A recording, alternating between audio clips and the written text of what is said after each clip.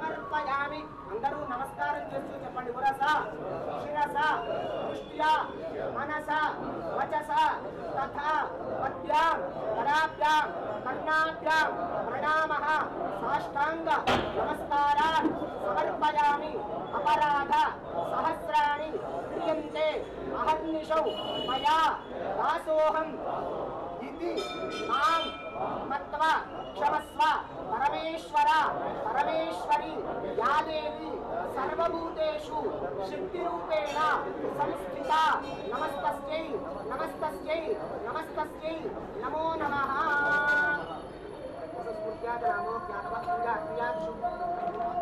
దసరా ఉత్సవాల ప్రారంభానికి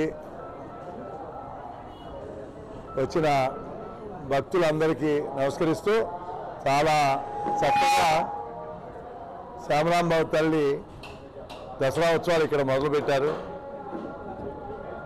ఇది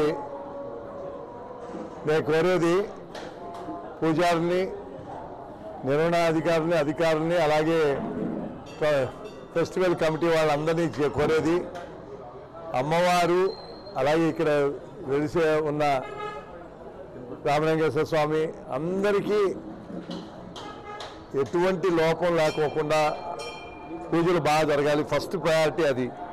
సెకండ్ ప్రయారిటీ భక్తులందరికీ సంతృప్తిగా దర్శనం జరిగి వాళ్ళకి సంతృప్తిగా వెళ్ళేట్టు చూడాల్సిన బాధ్యత అధికారుల మీద, అలాగే ఫెస్టివల్ కమిటీ సభ్యుల మీద ఉంది. తప్పకుండా ఈ కార్యక్రమాలు చక్కగా చేసి దసరా ఉత్సవాలు చాలా బాగా జరిగినాయి అనే మంచి పేరు తీసుకురావాలి. ఎందుకంటే నాకు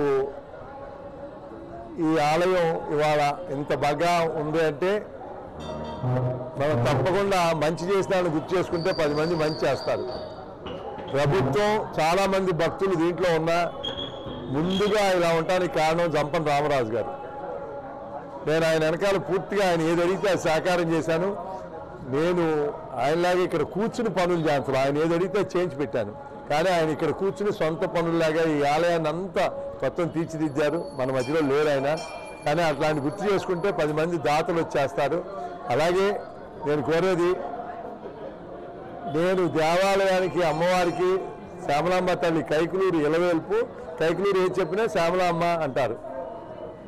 అందుకని ఏది చేసినా కమిటీలో కూడా నేను ఎవరి పేరు ప్రపోజ్ చేయను.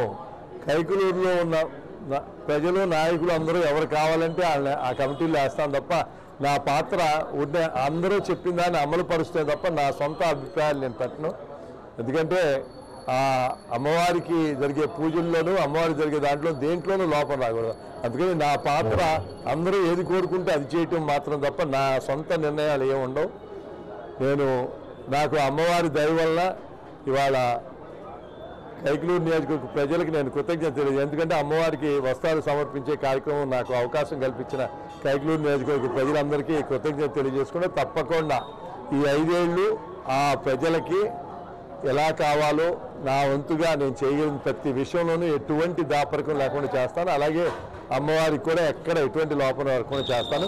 అందరికీ దసరా శుభాకాంక్షలు తెలియజేస్తూ ఈ కార్యక్రమాలన్నీ నిర్విఘ్నంగా జరగాలని కోరుకుంటున్నాను.